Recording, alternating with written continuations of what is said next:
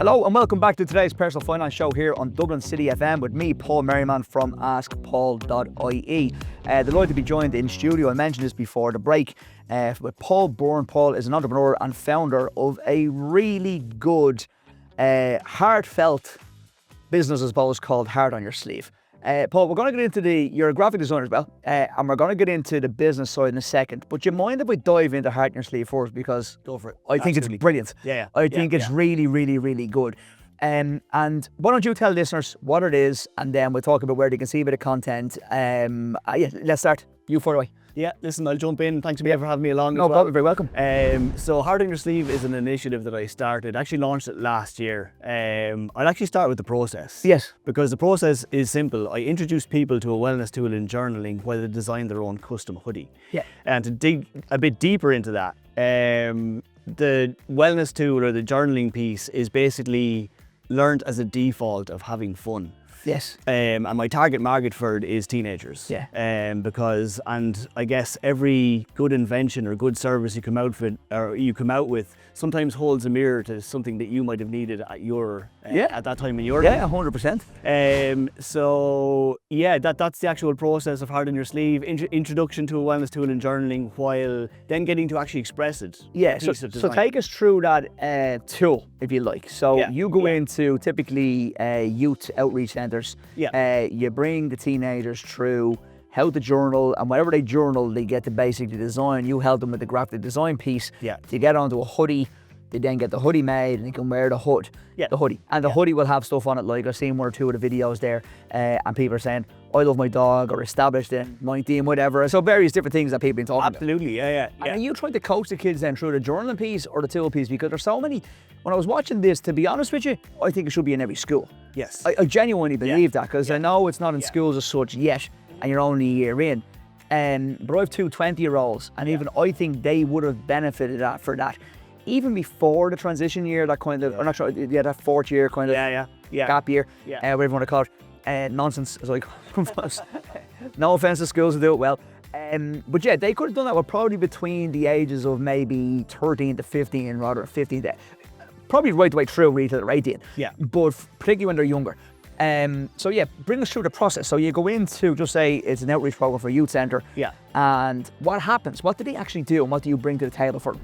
Yeah, so it's a multi-leveled process. And by the way, my vision for this is to have this in every single school. I think it should be. The reason being as well, because at the end of 6th class and at the end of 6th year, every student now gets handed a hoodie. Yes. As a keepsake. Oh, you're actually, our kids got them as well. Yeah. Right, when they got to 6th class. So like you have in 6th class. So that should be this. Yes. Of course. Because I mean, journaling is an introspective piece. Like it's and like these guys in 6th class, 6th class and 6th year, right, are going through a massively pressurized and transitionary period in their life. Actually, you know what? Even myself personally, I'd love to look back, because journal wasn't around when I was a kid. I wasn't known, I suppose. Yeah. But I'd even love for Keane and Charlie, our two, to be able to look back now when they're 20 to see what was in the journaling piece or what was on their hoodie, because they still have those hoodies. Yeah. I think they're in a memory box somewhere, but you still have them. Yeah, and just to bring you through the process then, so I would come in and it's journaling 101, so I give them a complete introduction to journaling. Number one, what the benefits of journaling are, so hopefully that might resonate at the start. I visualise the whole process for them. And then I bring them through thought dumping. Okay. So thought dumping is basically like, I give them a prompt like I can't stop thinking about. You set a timer on your phone for 15 minutes, and whatever comes into your mind, you dump on the paper.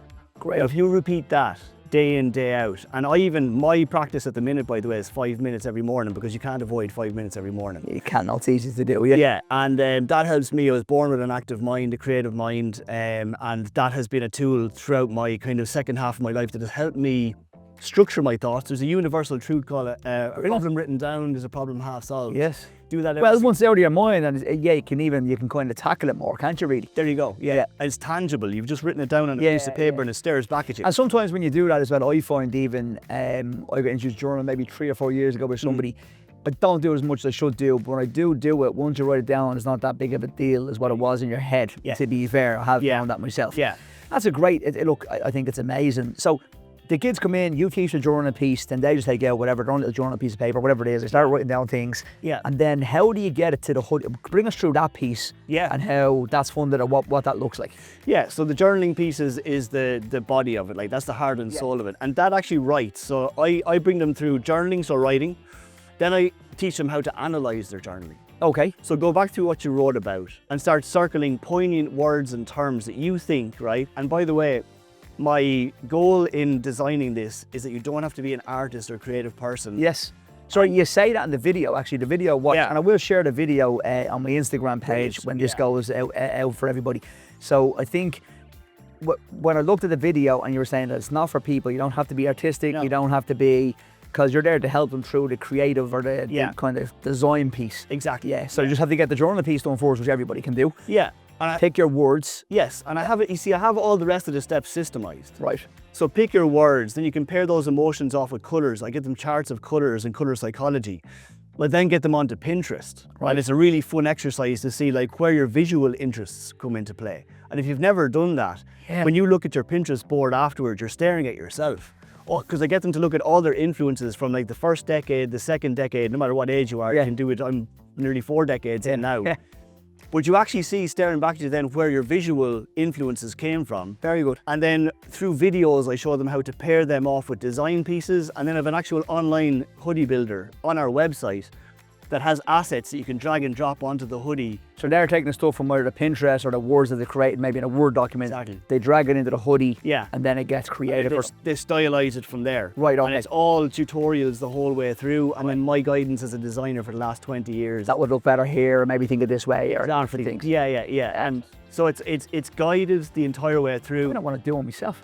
Listen, that's an open invitation. I'm going to hold you to that. I actually, and to prove actually that you don't have to be creative. Number one, I worked with 6 youth organisations last year, and it went really successfully. But I just did it with an ex-pro fighter who would have actually struggled, and he won't mind me saying this. He's a good friend of mine, but would have struggled even with technology. Yes. And he did it from start to finish. Yeah, because actually, when I was watching the video back that you sent me, I was thinking I was brutal at art, and I'm not creative in that space whatsoever. Yeah. But I would have, when I seen the kids doing it in the video, I was like, oh, I could have done that. Like that actually, because it's combining obviously everyone can write down their thoughts, or everyone can write down something personal about themselves, and being able to bring it in with a bit of, IT and click and drag. Most kids can do that these days anyway. Yeah. So I was actually thinking I would have done that myself at that age, and I would have enjoyed it. Where all my arts, and I think I was in art for a few years, and in secondary school I hated it because it's brutal at it. But this would have probably suited me better. I think as well, it's the way you're introduced to everything. Because I think when we're younger, we're told we're one thing or another as well. We take those. And also you're comparing yourself, I find, I still remember the kids that were cool in art, or the guy that was better in woodwork, and you kind of just feel in that kind of environment that you're I'm not as good as them, so I'm just not good, and you kind of give up. When that's easy to do at that age, obviously. Absolutely. But we all have the ability to be creative. If you have a mind, you have the ability to be creative, and that's what I'm trying to do. So like the journaling piece is like a wellness piece. Yeah, and I think that's the biggest part of this, to be honest with you. The wellness piece and getting kids to learn about wellness and journaling and their mind and the mind dump and all those things are nothing but beneficial. There's nothing you could say negative about that. It's all positive. Yeah. How long did it take to get the hoodie? So what happens then to the hoodie? The hoodie goes off, you get printed, obviously. You have a design print, you print them off, and you get them back. It's actually linked in through a print-on-demand service in our website. Okay, great. So, and so let's say they finish off the hoodie, they press Give us the finish. website actually we were talking about. It's heartonyourSleeve.ie. HeartonyourSleeve.ie. Yeah. Okay. So anyone can do this. They don't have to just be in your outreach. They would have to sign up to do it. Yeah. But we have different levels of doing it. You can do it do it like in your own time. Yeah, your own time. Yeah, great. And you can start and take your own time to do it. So if anyone's listening today and they have a son or daughter at home and they haven't done this in their, I suppose, thing, they can do it with you. Absolutely. Yeah, perfect. Yeah, so they can go on to heartonyourSleeve.ie. HeartonyourSleeve.ie. Sign up to the Do It In Your Own Time course. And you can just download it as a digital course. And what's the cost of that course? It's €148. That's amazing, because if you're getting the hoodie, obviously, and you're getting the experience. But and even, I suppose, for those kids that are even might be younger, even in, like I said, 5th class, 6th class or younger, they're also getting the creative mind going. Yeah. They're getting the journal, which I think is excellent, and they're talking about the positivities. Yeah. But also they're getting that little bit of the creative, but also the IT piece as well.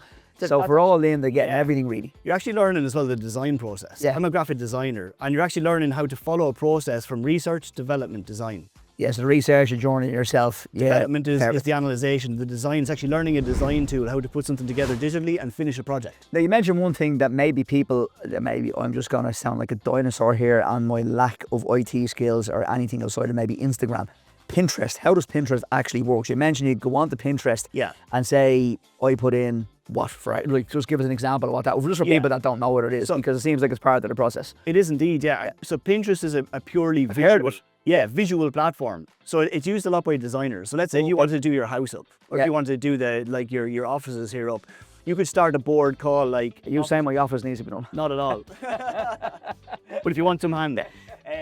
But like if you go on there and you type in, let's say, office decor, it'll start building you mood boards. Oh, wow. And it'll all be... Great, never knew that. Purely visual. So that means the kid goes on and they put in whatever they said, like, I love football, or someone said, I love the dog, I was born in 19 whatever, and then that Pinterest brings them that mood board together. You can start building a mood board in front you can click and drag from the mood board back over. Exactly, yeah. Actually, I have an 8-year-old at home as well, definitely going to get to do it. Genuine, because I think it's brilliant. I think it's a really, really good. Yeah. Can we talk about you then from a point of view of the entrepreneur? So you mentioned you have your own business, you are a graphic designer, the business based down in Carlow. Yeah. How long are you in business? How's it going? What's the kind of biggest stretch you've seen? So maybe just from an entrepreneur point of view, let's dive into that. Absolutely. So I'm in business. I'm going to say I'm in business now, definitely a decade. It's the worst part. It's the worst part of the first few years. At least you're doing. Oh my God, yeah, past the 5-year mark at least. And it's been going, like, I would have an innovative mind. So like you mentioned there, like kind of some of the challenges that were coming up. I think AI is definitely a challenge that has come up, and conversations that we've had in the studio with staff and with my team. How many staff do you have? Well, 4 internal staff and up to about 12 external. External, great. Outsourcing, great. We bring them in on a project-to-project basis. Brilliant. So our speciality is branding, storytelling. And then all the auxiliary services that come off branding, which would be web design primarily and SEO. Okay. And then now we're starting to build out AI agents. Okay. Because seeing, as you mentioned, maybe emerging challenges, AI can be seen as a challenge, or it can be seen as a tool to use to really help people. Yeah, I heard someone saying this before, that when the email came out first, everyone was terrified of email, or everyone was saying, no one's going to send a letter anymore, the post office, the on-post guys, the postman's going to be gone, etc. But it enhanced society rather than destroyed it. Now, I will say, I'm not going to lie, I'm 43, I am scared. I'm not going to lie of the advancements of AI. But yeah, I think, you have to kind of dive into it at some stage. So I think people are gradually starting in turn yourselves to look at AI to see how it can cut down the processes, make the customer journey a little bit more efficient, etc. So trying to use in a way that's obviously useful and beneficial. And you know what I find? It gives people back. It's not, we're not using it to replace people. It's giving people back time to focus on the skills that they're good at. Yeah. I also think as well that again, having an 8-year-old, and you're obviously dealing with a lot of teenagers, I think by the time my lad gets to, say, college or finishes after leaving, say, whatever he's going to do, I think those interpersonal skills that people develop are going to be way more beneficial. Oh, yeah. Because I think that's being lost, and especially with COVID-19, even our business, COVID-19 was massive for us because we did so many online consultations with couples where before that we were doing maybe 5 to 6 consultations, maybe 12 a week if you're lucky in relation, you had a good schedule ahead of you. But in COVID, we started doing 40 to 50 because it was now on Teams. We just do one. I hadn't get in the car to drive into town or drive up to Louth or down to Cork to meet a client. So you just had so much time. Yeah. But I find now when we're dealing with clients, particularly that have a bigger size need, so maybe a large lump sum to invest in or a pension, they're travelling to us in Dublin to sit in our boardroom with us. Yeah. Because they don't want to do it on Teams, and they want the in-person connection. Even what we've done with Fairstone, we've acquired nearly 11 firms.